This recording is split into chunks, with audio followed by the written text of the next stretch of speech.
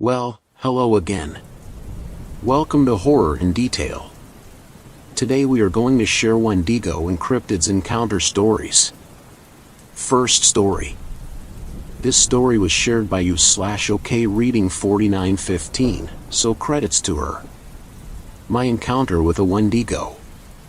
A few months ago me, 16, my sibling, 12, my friends D, 16, C, 13, and L, 24, were at a hiking trail a few miles from our house.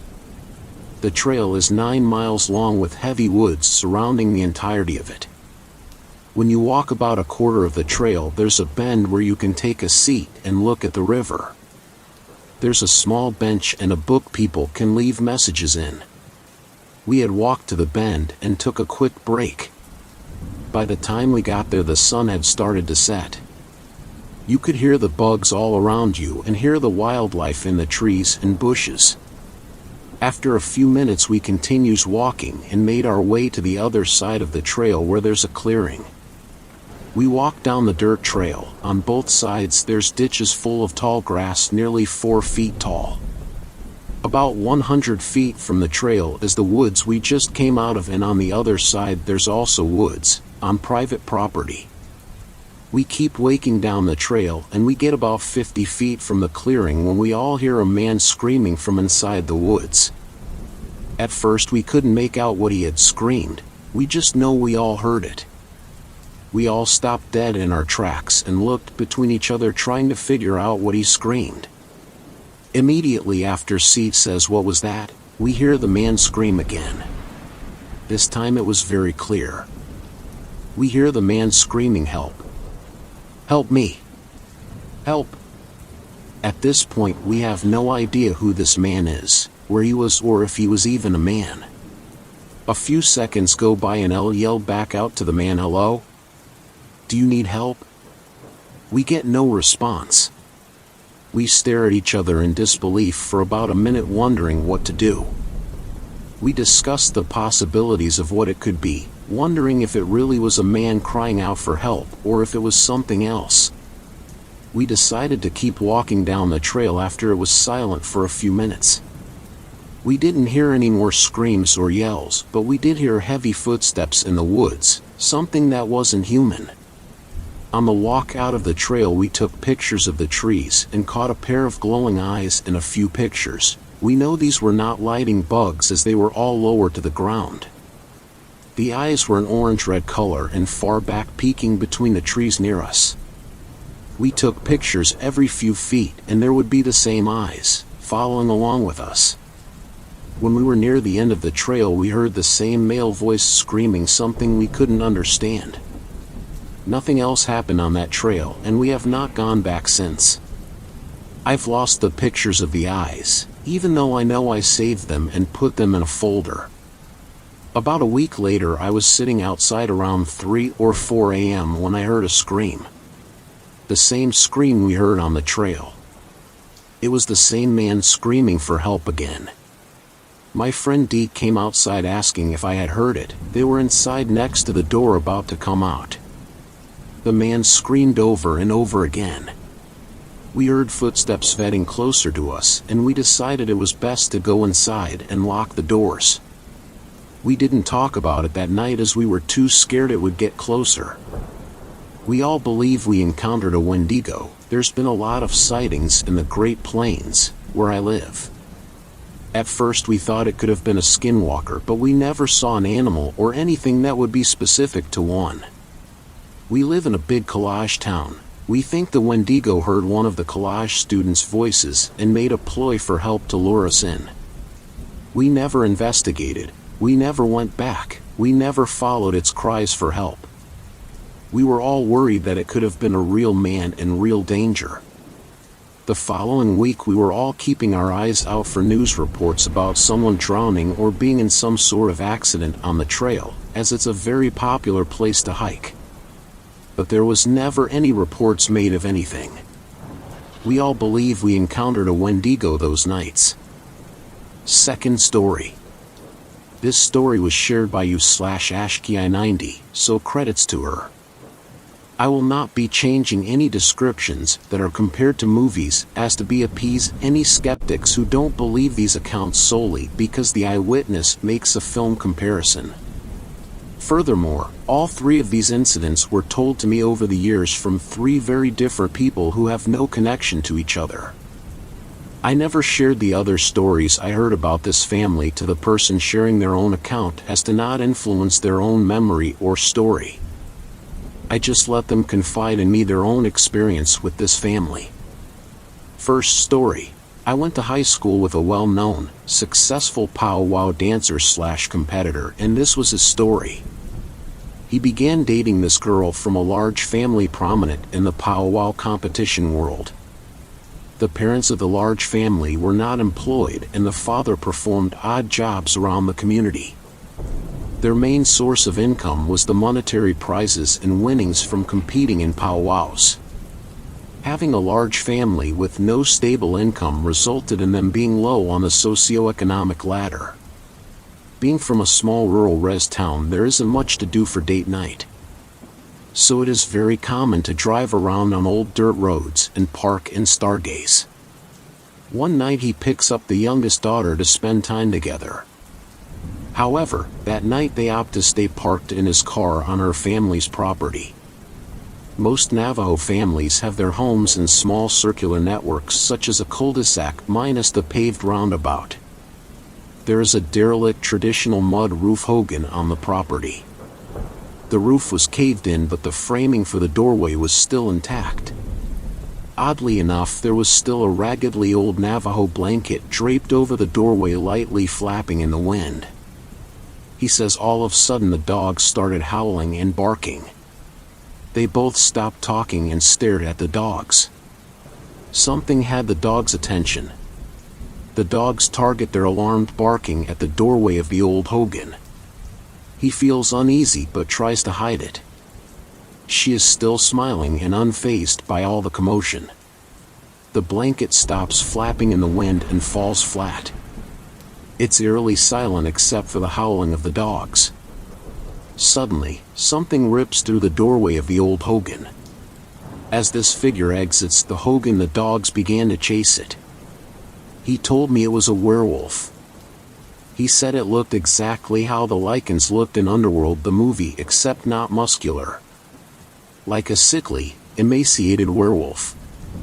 He said it takes about 3 long strides before jumping incredibly high straight into the trees. The dogs continue to chase it and cry off into the distance. He is in complete shock.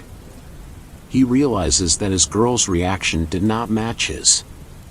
She seemed familiar or unafraid. In the moments following, he said she seemed to, for lack of a better word, tried to gaslight him. She began to tease him in an unfunny way and emasculate him by insinuating he was afraid. She said things like, "Ooh, you're afraid of skinwalkers." Long story short, they eventually ended their relationship. It was a very ugly split. He said her family was nasty, etc. He said he should have listened to all the other powwow community members when they warned him that that family was bad and they dealt in bad medicine. Second story, the older siblings of that family all shared residence in Phoenix. It is very common for people from the res to move to the valley after high school. The older siblings weren't any different. This story was told to me by another young Navajo man. Just like the first, he didn't believe in traditional values. He believed that SW, spiritual healing, medicine men, etc. were all myth. At the time he was dating the second youngest daughter. He expressed that her older brothers didn't like him and on many occasions tried to physically fight him. The SW family members were known partiers and on many occasions would throw res parties in the city, with all and most attendees being from the res. The older brothers despised him. However, he recalled that they would call a ceasefire, so to speak, during house parties. He said they would even be so kind as to even make him mix drinks or bring him beers. He didn't think anything of it. As nice as the brothers appeared, he still wasn't allowed to spend the night with his girlfriend under their roof. So after the house parties would dwindle down and end, he found himself behind the wheel of his car driving back to his own apartment. He would never remember getting into his vehicle, driving home, or getting pulled over. He believed he was just blacking out from the alcohol. I know it is very dangerous to get behind the wheel and drink and drive. Mind you, this is his story, and I'm only repeating what he said, and I am not condoning any of it. Him and his girlfriend loved each other, so he always returned to spend time with her. Fast forward to the next 4 house parties, and the same thing kept happening. He would spend the night in jail and rack up another DUI. Pretty soon he had 4 to 6 DUIs. He did time and paid the fines. He lost his job and his lifestyle. His mother, who was a very traditional Navajo woman and single mother, begged him to come home back to the res and get his life sorted. Without any other prospects, he decided to come back to the res. Upon returning home, his mother drove him to see a medicine woman. Feeling hopeless and lost, he thought, what could it hurt, right? If he didn't believe in it or it didn't exist, what is the harm? Nothing lost, nothing gained mentality. At least it would satisfy his mother's anxiety. He was shocked that by looking into the fire, the medicine woman told him in detail everything. He had never met this medicine woman before, or up until this point had never been to a ceremony. She told him that she saw him drinking and partying with SW. She told him that the alcoholic drinks they were offering him were laced with corpse powder. She saw their hatred for him. Their bad medicine was meant to be fatal. They were trying to kill him. She said had those cops never pulled him over each time, he would have continued on his way to his death. At the point of returning home, him and that girl had broken up due to his trouble with the law and troubles with drinking. Third story. This story was told to me by a gay Navajo man who had a long-standing, strictly platonic friendship with one of the brothers. They had gone to high school together and had remained friends in life. This happened at one of the aforementioned notorious res parties the SW family members used to host. The other brothers got upset and visibly angry that there was a gay man at their party. They wanted him to leave or else there would be trouble. The gay man told his friend that he would gladly leave to avoid any drama. However, he pleaded with him to stay and enjoy the festivities. The gay man was told to wait in the friend's room while the friend sorted everything out and calmed down his brothers. About 30 to 45 minutes passes. He decides it isn't worth the trouble and he is just going to leave. He walks down the back stairwell that directly leads to the garage. As he slowly and quietly descends, he begins to hear the brothers arguing. He stands silent and begins to listen. He can hear the familiar voice of his friend pleading with his brothers. He repeatedly hears his friend command his brothers not to fight him or put anything on him. On the res, any form of the phrase "put anything on him" / someone roughly translates to when someone witches another person. If someone witches another person, they put bad medicine on them. So the term "put anything on him" can only mean putting bad medicine or cursing. It's just common sense knowledge on the res. If you are not from the res, you may have many ways to interpret that phrase, but there is only one meaning on the res. He is shocked about what he hears and slowly backtracks up the stairs and finds another way out of the house. He leaves and never goes to another party there. It is said among the members of the small town that the powwow family are SW who curse their rivals in order to win powwow competitions. If you are from the res, I am sure you might have heard of this family or have even heard stories yourself. Third story. This story was shared by Sleepless from Sundown on Reddit, so credits to him. I joined the park rangers service right out of school and it was a perfect fit. I took to academics like a fish to the desert, and the outdoors always called. I passed my time in school daydreaming of the weekend and hiking or fly fishing with Pop. In the summer of '89, I was stationed in the Appalachians. Our jurisdiction encompassed trails leading all the way up the mountain. Up there the spruce thin out and clouds hang heavy even in fine weather at the base. I spent the summer clearing fallen branches from the walking trails after a couple of vicious storms over the winter. It was hack work reserved for the junior, but the truth of it was I didn't mind. The peak of the summer heat was spent and visitor numbers dropped as the weather began to turn. Persistent drizzle had kept me desk-bound for the morning, and we were about to get lunch when he burst through the door. He let out a moan and collapsed to the floor. Stanley leaned down and propped him in a seated position. Water dripped from his shoulder-length hair. His limbs hung limp by his side. I handed Stanley a cup of water. Stanley used his index finger to push down his chin. When the water hit his tongue, the man tensed and his eyelids flicked open. He flailed his limbs and knocked the glass from Stanley's hand.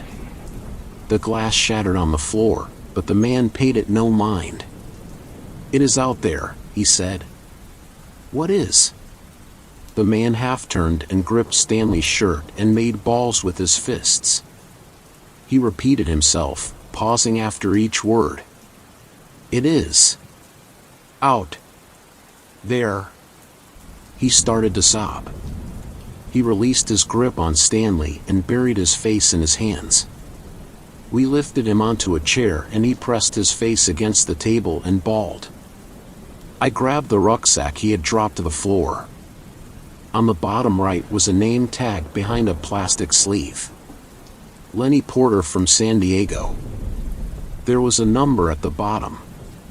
"I'll make the call," Stanley said. When Stanley returned, Lenny was sat up staring blankly at the wall with red eyes. His face was gaunt, like he hadn't eaten in a week. Stanley closed the door. "I spoke to your father." Lenny didn't acknowledge the words. He sat motionless and unblinking. Stanley shuffled across to where I was sitting and pressed his palms on the table. Lenny left San Diego 2 weeks ago with a couple of friends. They planned to spend a month hiking the trail north. The father gave me 2 names: Freddie and Sabrina. When he heard their names, Lenny leaned over and picked up his backpack. He rummaged frantically until he pulled out a stack of Polaroids. He flicked through the photographs and then slapped one on the table. Stanley and I leaned over. Flanking a fitter and healthier Lenny were what must have been Freddie, tall and wearing a baseball cap, and Sabrina, shorter and wearing a bright yellow top with an almost fluorescent blue belt pulling the fabric tight around her waist. Lenny fingered the photo and tears welled in his eyes. "What happened to them?" He sobbed and shook his head. He opened his mouth to speak, but no words came out. Stanley took a map down from the wall and pushed it in front of Lenny. "We are here. Where did you last see them?" Lenny blinked away tears and concentrated. He squinted at the map and pressed his index finger down and tapped it. Stanley took a pencil from his chest pocket and marked the map with a cross. "I'll notify the police. Get the truck ready to go." During training they told us about search and rescue operations. The Rangers are the first responders. It was part of the job. Twisted ankles and wandering off the trail and getting lost are not uncommon and no reason to get the police involved. But this felt different. I secured the gear in the truck and Stanley appeared, flanked by a police officer in his early 30s. Harry is hitching a ride. His partner will take care of Lenny. We drove up the trail for about 15 minutes with the truck until it grew too narrow and treacherous. We split up the gear between us and set out on foot. Our destination was high up the mountain and far away from the trails. It was almost as if the trails deliberately avoided the area. We hacked our way through the thick forest. How had they ended up all the way out here? Stanley checked his watch constantly as we climbed. He wanted to get there before dark. I figured we would be lucky if we did.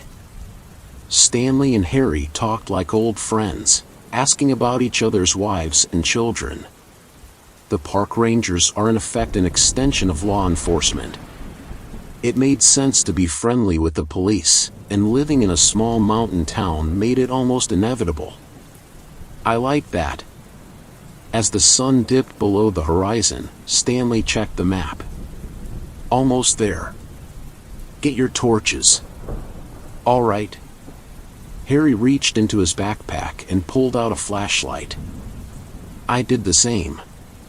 Do you know what's up this way? Stanley said. I shook my head. Somewhere up here is an old cabin. Hunters used it as a base back when you could still hunt up this way. The cross our friend Lenny put on the map is just about on top of it. Let's see if we can get there before there's no light left. We didn't make it by dark. Twilight gave the night with little warning. Soon we were relying on the light from our torches. Being on a trail in the sunshine lends a sense of security up here, even when you are alone. Now, surrounded by black and with the trail long behind us, an uneasiness grew in my stomach for the first time. Stanley paused and swept his torch. He muttered something under his breath. Harry took a few steps to the right, lowering his head and squinting. There it is, he said. At the farthest reaches of Harry's torchlight, the cabin emerged from the woods. Stanley tapped Harry on the shoulder. My eyes aren't what they used to be. The cabin should have been a source of comfort, but it only added to my unease. The roof was half caved in and trees encroached on all sides, gnarled branches reaching out like fingers. The structure looked like it belonged more to the forest than to man. The only door hung askew on warped and rusted hinges. 2 windows had long ago lost their glass. Stanley shouldered open the door with a grunt.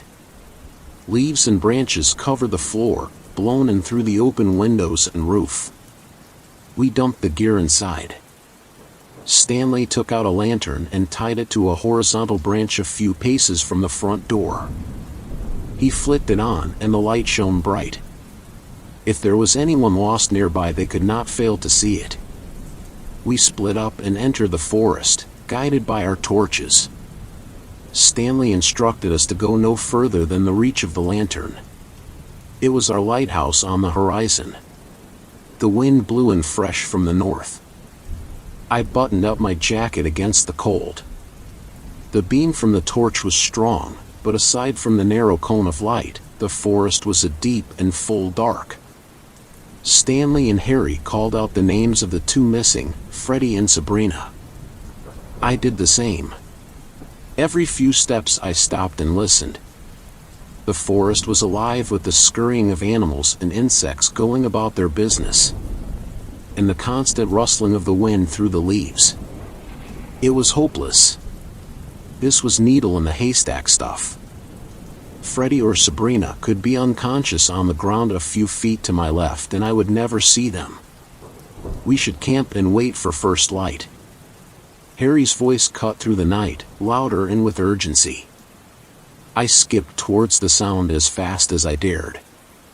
The 2 torchlights of Harry and Stanley played close together, the beams of light trained on the forest floor. You might not want to see this, Stanley said as I came up behind them. It was too late. By the light of the torches I saw him. Flat on his back, arms and legs bent at unnatural angles. I almost gagged when I saw his face. The left side caved in, a red, bloody mess fragmented with the white of the skull. The right side was intact, one green eye staring up, wide and unblinking. The remainder of the face had an almost serene expression. It was not the look of fear that you would expect from someone about to have half their face crushed. No skin remained below the neck, the contents of his torso picked so clean I could see his full spine. What did that? I stammered. I didn't get an answer. Stanley fished the Polaroid from his pocket and studied it under the torchlight. He handed it to Harry. It's him. It's Freddie. Harry jumped and swung his torch out into the woods. "I swear I heard someone talking out there," Harry said. "We've been calling out their names too." "No, it wasn't that. It sounded like whispering. It's the wind through the trees." Harry didn't look convinced. He called out the name of Sabrina and listened. Only the sounds of the forest. Stanley shushed him. "There's nothing we can do for the boy now. Let's get back to the cabin and radio down the news." Stanley took a few quick steps towards the cabin and motioned for us to follow. He seemed agitated. I didn't blame him. I followed on his heels. Harry lingered, searching the woods with his torch until he too fell in behind. The inside of the cabin felt like a sanctuary. Out of the wind and removed from the mangled corpse of Freddy, my mind processed the sight. I had gutted my fair share of fish, but this was different. I put my hand to my stomach and swallowed hard. I was overcome with a compulsion to repeat my unanswered question. What could have done that? Before I could, Harry gave us some more bad news. There was no response on the radio, only static. It wasn't surprising. The cabin sat in a depression between the peak we crested on our way in and the taller peak beyond. "We have to go back," I said. Harry shook his head. "Not in the dark and not when there's someone still out there." "We don't know if that girl is dead or alive," Stanley said. "I heard her." "You heard a whisper is what you said. And if she was there she would have come to the light. She'll come to the lantern and we'll wait for her." Harry threw out his arms in protest. Stanley sighed. "If she's dead then we'll find her in the light of morning. If she's alive and nearby enough to whisper in our ears then she'll come to us." Two rectangles of light shone through the open windows from the lantern outside, but the front room of the cabin still had dark shadowy corners. Stanley took a second lantern and tied it to an old light fixture hanging from the ceiling. The room lit up as if under sunlight, but a cold light that gave the room a bare and unwelcome feel. I busied myself clearing a space on the floor beside the black pot-belly stove at the rear of the room. Stanley and Harry stood as statues, staring up at the wall behind me. I turned. Etched in black soot onto the blank wall was some kind of monster. Long-limbed and with an elongated skull. It stared back at us through white blobs left clear of black. I took a step back and almost stumbled. "What is that?" I didn't need an answer. You don't live and work up in the mountains here without hearing the stories. Stories told dismissively by daylight, like you would talk about the monsters you imagined hiding in your closet as a kid. By night and around a campfire the stories take on a graver tone, and the name of the monster is only ever whispered. Wendigo. Of course I had never seen one. But if I had to imagine what one might look like, the painting in soot taking up the full height of the wall of the cabin was an exact match. I waited for one of the two men behind me to dismiss what we saw drawn on the wall. To make light of it and crack a joke. Neither did. Stanley uttered a simple instruction. No one goes outside without a weapon. Our shadows danced on the walls. The lantern hanging from the ceiling did not move. Stanley leaned and looked out the window. The lantern hanging from the tree branch swung back and forth like the pendulum of a grandfather clock. There was wind tonight, but not enough to do that. Stanley bent down and fished a rifle from the bag. My heart beat like a drum in my ears. And then something else. Whispers. What sounded like the whispers of a girl, entreating us, inviting us out into the darkness of the forest. Stanley inched open the door with the muzzle of his rifle. He stepped through the gap and watched the lantern on the tree come to a rest. He stood beside the lantern and searched the corners of the forest illuminated by the light. Nothing moved.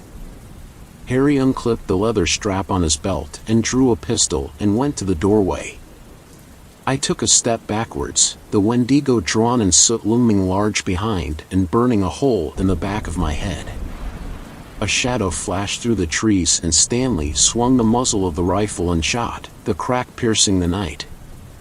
He raised the rifle to his shoulder and flicked it from side to side, searching for movement. The lantern bobbed up and down.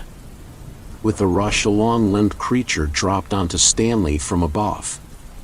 He screamed and wrenched the rifle around, but had it knocked from his grip. Harry fired 2 shots and the creature let out a wail. It bounded towards the door and Harry slammed it shut. He pointed the pistol to the closed door and emptied the chamber. Harry took a step back and shot me a glance. Through the whole ordeal I had not moved. I had barely breathed. Was it dead? Was Stanley okay? The window, I screamed. The long thin fingers of the creature wrapped themselves around the inside of the window frame. Then the head appeared, uncannily human-like but distorted and disfigured. The chin elongated and the teeth like razors and drenched in blood. Its eyes white and piercing, just like the etching on the wall. Harry grabbed me by the arm and hauled me into the back room of the cabin. He slammed shut the flimsy door. The back room was windowless and the only light was a thin strip at the base from the lantern in the front room. We crouched together, our shoulders pressed against the door. We listened. The light patter of footsteps. 2 thin strips of black interrupted the strip of light at the base of the door. Something stood on the other side. "Come out, it is okay." It sounded like Stanley. Had he killed it? "Come out." Harry straightened and I grabbed his shoulder. "Don't open the door," I whispered. "They say a Wendigo can imitate those it kills." My hand brushed against Harry's back and knocked the flashlight from his jacket pocket. I fumbled in the darkness until I found it and I flicked it on. I scanned the room for something, anything we could use as a weapon. I walked away from the door and kicked at the twigs and leaves on the floor. All that was good for was kindling. Something smelled rotten. There must be a dead rat somewhere. "It's Stanley," Harry said. I pointed the torch to him. His eyes were wide and wild. He must have killed it. He smiled at me and took a step back. The door slammed open and carried with it the rotten stench. What stood in the doorway was not Stanley, but the Wendigo. Harry kneeled before it, breathing in the noxious fumes. I shone the torch onto the creature. Its gray skin pulled tight on a gaunt frame. And then something glinted. A belt buckle. Around the creature's waist was the bright blue belt Sabrina wore in the Polaroid. "Sabrina?" I said. It turned to me and paused, tilting its head to the side. I thought I saw a glimmer of recognition, a brief moment where it knew the name. But then it snarled, its mouth opening wide and dripping with saliva. It wrapped 2 hands around the neck of Harry and leaned in. I acted instinctively, without thinking. I jumped at the creature, swinging the only weapon I had, the torch. I brought it down on its head with all the strength and adrenaline I had. It bucked and sent me flying into the front room beyond. I threw out my hands against the fall and grabbed the lantern Stanley had hung from the ceiling. It could not bear my weight and the cord pulled out from the ceiling and I fell with a thud. I jumped up at a burst of warmth from my stomach. The lantern had smashed on impact and the white-hot filament broke free of its casing. I groaned in pain and the creature lumbered forwards. I retreated into the corner of the room and pulled my knees up to my chest. It stood over me and opened its mouth, razor-sharp teeth gleaming white. Then the smell of smoke. The creature hopped and then scrambled backwards. The leaves and twigs covering the floor ignited under the heat from the lamp filament. A small flame burst up and the creature covered its face. Fire. It didn't like fire. I crawled forwards and swept as much of the kindling as I could grab onto the flames. The fire grew and the creature screamed. As smoke filled the room, it coughed and spluttered. It made one last effort to come at me and then retreated out of the room and into the forest. I went to the back room and grabbed Harry. We stumbled out of the cabin, the fire now spreading up the walls into the roof. Stanley lay below the lantern hung from the tree, unmoving and with a chunk of flesh missing from his throat. We ran into the forest in the opposite direction the creature had gone. We first climbed up to the crest and then back down the mountain. We stumbled our way down by the light of the torch. Adrenaline coursed through our veins, and we imagined that thing right behind us, stalking us in the dark. When we finally crossed a trail, we followed it back down to the ranger station. A team of police and National Guard hiked up to the cabin after the sun rose. The cabin had burned to the ground, the pot-belly stove the only item that survived the blaze. The bodies of Stanley and Freddie were brought down. They said Stanley's flesh had been picked clean down to the skeleton. That was the first day of September, 1989. Sabrina was listed as a missing person and her father spent a month in the mountains searching for her. But she's gone in every sense that matters. Turned to a Wendigo by hunger for human flesh. She transformed into something unrecognizable from where it began. Around campfires, people still tell stories of the Wendigo. I don't know if they truly believe they are out there. But I know, I have seen it. Sometimes there really is a monster in the closet. Fourth story. This story was shared by Jennifer Rose Sundquist, so credits to her. This experience totally happened to me in January 2015. I didn't even know what a black-eyed kid was at the time. I was always a night owl, into playing video games, surfing the net and reading books well into the night. At that time, we were living in a 3-plex condo, in the center unit. All of them were 2-story, a few miles outside of town and sheltered in isolation just off the old highway. So it would have been really difficult for somebody to walk that far down to our development and know whose porch to approach. It was about 2 a.m. and it had been storming big time on the Oregon coast that night. The wind was whipping through the area and we'd had sideways rain going on for days. I was sitting in my room with a little stained glass lamp on, that wasn't much brighter than a night light. I was also burning a candle. The house was perfectly quiet and appeared to be asleep, except for me.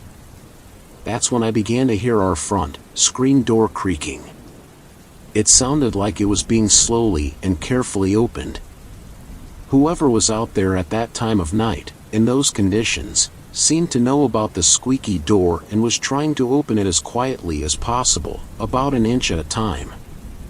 I kept listening for the sound, making sure it wasn't the wind. But I kept hearing a little hinge creak, and then another creak, until it was obvious that it was very deliberate. Whoever was out there doing this, knew exactly what they were doing. And for whatever reason, chose not to ring the illuminated doorbell right next to the front door. All of this was going through my mind in rapid, terrifying detail and freaking me out to the real threat that I was about to be confronted by a very bold intruder. I breezed around the corner of my room, which was on the bottom floor, closest to the front porch, and made my way toward the door. I didn't know what to expect, but I knew somebody was definitely out there. My husband at the time was sleeping upstairs and probably passed out cold.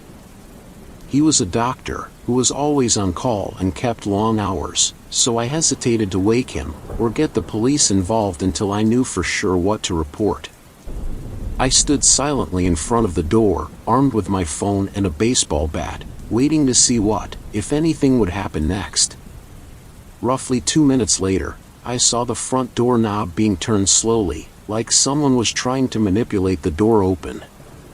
It was locked, but since whoever was out there had taken the time to quietly get that far, I felt pretty confident that they were about to take it much further. The old front door we had at the time didn't have a peephole. It just had this little bit of glass over the top of it that only a 7-foot-tall person would be able to look through. My only alternative was to look through a side 3-foot-long by 6 narrow window just adjacent to the door. I kept the lights off and slowly tried to move the little curtain just enough to peek out onto the front porch. As soon as I did, I was shocked to see a figure cloaked in a hoodie staring straight back at me. I was overcome with a feeling of dread and panic. At that point, I flipped on all the lights inside the house and yelled through the door, "Who are you and what do you want?" There was no answer. I repeated myself and asked, "Are you injured or is there someone I can call for you?" By then, it was at least 2:30 in the morning. There was still no response. So I ran around quickly and made sure the windows and back doors were locked. I also went to the top of the stairs to look out the hallway window to the parking area to see if there were any foreign cars or any other figures hiding out in the darkness. I couldn't see anything unusual anywhere. I ran back down to the front door and yelled, "I'm calling the police now." Finally, I heard what sounded like a woman in a monotone voice say, "I need you to open the door and let me in." I was dumbfounded and choking on fear, but I asked her why, what was wrong, and if she needed me to make a call for her. I asked if she was hurt, but I got no reply. So I informed her that my husband was home and sleeping upstairs. I told her I would wake him up and started yelling for him. She interrupted my shouts with a cryptic, robotic reply, "I'm not hurt. I need to come inside. I have something to give you." I was flipping out of my mind by now, but I pulled the curtains all the way back on the side window, turned the front porch light on and asked her to show me through the glass. She turned around and I could see that she was holding this perfectly coiffed, long-haired Pomeranian, wearing a beautiful, purple collar that had a gold, fancy medallion with the dog's name, etc., engraved on the front. She must have known that. At that point, she said to me, "I'm here to give you back your dog. Let me in and I'll give him to you." I snapped back, "That's not my dog, lady. Look at his collar. My dogs are right here with me." And both of them were sitting right beside me, standing guard, but keeping strangely silent. She said again in her creepy way, "I just want to give you back your dog." It felt like I was in the Twilight Zone on steroids. I said, "Look at the dog's tag. Where did you find this dog?" "That's not my dog, but I will make a phone call to its rightful owner if you tell me the number on the tag." I was becoming more concerned about the dog, being a devoted dog lover, and the fact that this disturbing person wasn't actually its owner. She didn't move, and I noticed that the dog she was carrying was being unusually still as well. It wasn't acting upset, anxious, or trying to get away from her. It didn't make any sense. It was the most peculiar situation I'd ever seen. But the feeling was ominous and dark. I started looking carefully at this girl so that I could give details to the police, in case she took off with the dog. I could see that she was a thin younger girl, possibly a late teenaged girl. She had straight, dark hair, covered by the red hoodie she was wearing, and a dark pair of blue jeans on. It was impossible to see her eyes. I reached into a nearby coat closet for a flashlight. Just then she said, "If you would just open the door and take a look at the dog to make sure it's not yours, I'll leave." I grabbed a knife from the kitchen, held my phone tightly, and walked back toward the door. My dogs never moved. I figured I'd take a close look and slam the door if I had to. I figured if she was unarmed, I might have a chance of grabbing the dog and getting him to its rightful owner. So I said to her, "I've got my phone and I'm ready to call the police if you try anything. Step back from the door and I'll take a look at the dog." I pulled the front door open slowly and took a long, careful look. The dog appeared to be exceptional and perfect, like it had just come from winning first prize at an AKC dog show. It was obviously someone's prized pet and not just a stray dog she found, or one I'd ever seen around before. I told her it wasn't mine, again. As I did, she took one step toward the door and I noticed she was holding something in her left hand behind her back, while her other hand supported the full weight of the dog. She kept looking down at her feet and remained silent. I asked her to put the dog down. As I said that, she glanced back toward the road and the parking area. But I didn't see anyone or any cars there. I asked her again to put the dog down and leave the front porch area. I said I would let the dog in as soon as she did and would get it back to its rightful owner. At that point, she looked up at me and seemed to stare right through me with her cold, dead, penetrating eyes. I have never seen anything more bizarre in my life. Her eyes were jet black and her hollow stare was fixated on me, like I was being examined or called to some kind of a challenge. My hands were trembling and it was all I could do not to throw up. She didn't seem drunk or on drugs of any kind. She seemed surreal, and in my mind I kept thinking of the Grim Reaper. I was hearing the words to the Lord's Prayer and struggling not to make eye contact with her. There was something very unnatural and menacing about her eyes, her intensity, and her odd, calculated, cold behavior. I couldn't figure it out. I shut the door and started screaming for my husband to come downstairs. He finally came down. I yelled to him, "Hurry! There's somebody standing on the front porch. She's got someone else's dog. She keeps saying it's mine. I think she's carrying something behind her back. There's something very wrong with her. Be careful." I called 911 as he opened the front door. But she was already gone and there was no sign of her anywhere. We even got in the car and drove around. The police couldn't find her either, and they couldn't find any reports on a missing woman or a missing dog anywhere in the state. The incident haunted me, so I decided to research lost pets with that description and any reports of women or girls like her in the area that might have been reported or listed nationwide. But I couldn't find anything. Curiously, the only thing that kept coming up was a new sighting of the so-called black-eyed kids in the Portland, Oregon and North Coastal area where I was living at the time. I'd never heard of anything like that. But when I saw the pictures that other people had posted and read some of the similar, chilling reports, my heart froze. She looked exactly like that. I don't know what else I could tell you. But I'll never forget it. I'm not sure what her purpose was. But I feel like she targeted me because of the fact that I was isolated and known for having my dogs with me everywhere. I would do anything to protect a dog or a helpless animal. Somehow I think she knew that. But it'll always be a creepy mystery.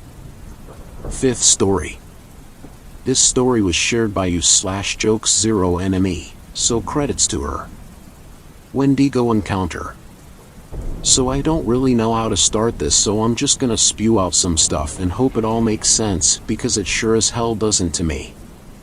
Have any of you even encountered one before? If not, let me tell, these things are not like how Google or any of pictures you find depicts them, at least not right away. Let's get into it. I'm from Canada, and I live on a reserve that's about 30 minutes from any town, relatively close compared to other places I've been. Well, it's the end of December and just getting finished with holidays and spending it relatively alone, thanks to COVID. I get a call from one of my friends. He wants to go hunting. Well, that's kind of a problem because I've never shot a gun or went hunting before.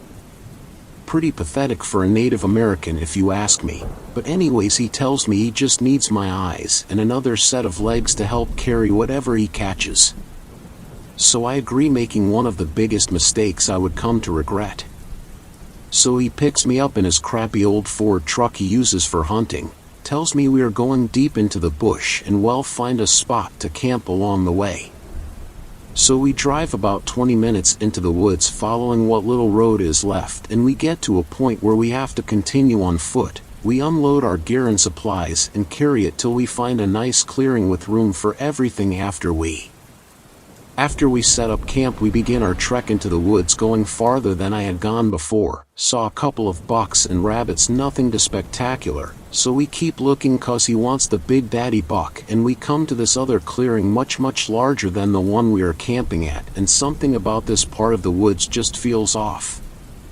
It had a heavy feeling to, like the air was thick, and just had a disorienting aura about this place. But we hadn't caught anything yet and were getting hungry, so we spot a rabbit in the middle of this clearing. Buddy lines up the shot and bam, we have dinner. So being the one without the gun, I go to get our little dinner in the middle of this clearing, and I notice something odd, that it's a perfect circle. No tree stumps, no sign that any human had made this gigantic circle. I also happened to notice what looked like claw marks on the trees surrounding the area. Buddy said it's from bears sharpening their claws and marking territory, but the marks were so deep into the trees it seemed off. Anyways, it's dark out now and we are back at our campsite eating and talking about how crazy this pandemic shit is. I also brought up the clearing we were at and how weird it felt to me. I wanted to know if he felt like that too, or if I was just exaggerating. My anxiety makes me do that sometimes. To which he said yeah, he noticed the change in the air too, and said it made him feel dizzy and worn out, but he also said it just could have been from the long day we had. So on that note, it was time for bed. We both slept in same tent. It's the middle of winter and bundling up can only do so much, plus he was like a brother to me, so not a big deal. It had to be around 1 a.m. when we both woke up to sound of the most horrible scream I'd ever heard. What that fuck was? That was my first though. I'm guessing my friend was thinking the thing as he looked at me with fear on his face. I know, because I was afraid too. So he grabs his gun, loads around, and we just sit there for a while and listen. Now I know my friend is at least safe, he's got a gun, but I have nothing. Fear and my anxiety start getting the better of me, so I ask where's the hatchet we used to split wood. Out there by the fire, he said, so I tell him I'm gonna open the tent, grab the hatchet, and when I jump in you seal the thing back up. I open the tent and as fast as I can bolt out to grab that hatchet. As I go to turn around with hatchet in hand, I'm quickly greeted by my friend shoving me down by the back of my neck. He put his finger up to his mouth to tell me to be quiet, and we listen. In the distance I can hear the slow sound of crunching snow and a faint high-pitched guttural growl. Now I'm in full panic mode. We don't even have to say anything to each cause we both know our hunting trip was over and it was time to leave. All we had to do was make it to the truck, in the dead of night. It sounded so easy. But it was not, and I knew that from the moment my friend said, I'm gonna fire a warning shot. But before I could even open my mouth to tell him no, it was too late. The shot rang in the distance, and for a moment there was silence. Then we heard it, a scream so soul-piercing it felt like it lasted forever. It definitely echoed much further than this gunshot did. It was petrifying. I'd never heard such a haunting scream before that. I was literally frozen in fear. Then we could hear whatever made this scream was charging right for us, with the sound of crunching snow getting closer and closer. We looked at each other and just ran in the direction of the truck, frantically sprinting, calling out to each other to make sure the other hadn't fallen behind. We're almost there, we kept telling each other as we were weaving through trees, making a beeline to the truck, trying to ignore the sound of this growl that sounds like it's right in my ear. But I can see the truck, we're gonna make it, we're getting out of here. As we come up to the truck, my friend makes it to his side and unlocks both passenger and driver's side at the same time. As I open the door, he does too at the same time, and then he's gone in a flash of white. This thing had gotten him, ran at him with such force that when it tackled him it shook the truck side to side. I stood there in shock. I call out to him, but all I can hear are screams and a couple gunshots, and then dead silence again. I know in my heart that my friend is dead, and so am I if I don't get the fuck out of here. I go over to the driver's side and find the keys on the ground. He must have let them go when he got tackled. I hop and start the damn thing, whip it around in the direction I need to get out of here. Then I saw it. Skin as white as snow, completely hairless, eyes that had sunken into its head made dark circles around the eyes that were just as white as its skin, no nose, teeth so jagged and sharp shined with the color of blood, and its lips looked like they had been chewed off, so all you're staring at is teeth. Its body was so disproportioned, but with long lanky limbs. This thing is blocking me from leaving, but I'm getting out of here no matter what. I floor it with the tires spinning. I shoot forward, and so does it, screaming that blood-curdling scream as it charges at me. Now I'm getting up close and personal as this thing lunges at the truck and bounces off the hood and over top of the truck. As I'm speeding away, I glance at the rear view mirror and witness this thing get up and just stand there watching me drive off with its head tilted slightly. I knew I had just escaped death with the price of losing my friend. Thanks a lot for watching the video till the end. Subscribe to our channel Horror in Detail. Drop your opinions/suggestions in the comments section, and like the video as it helps with the YouTube algorithm.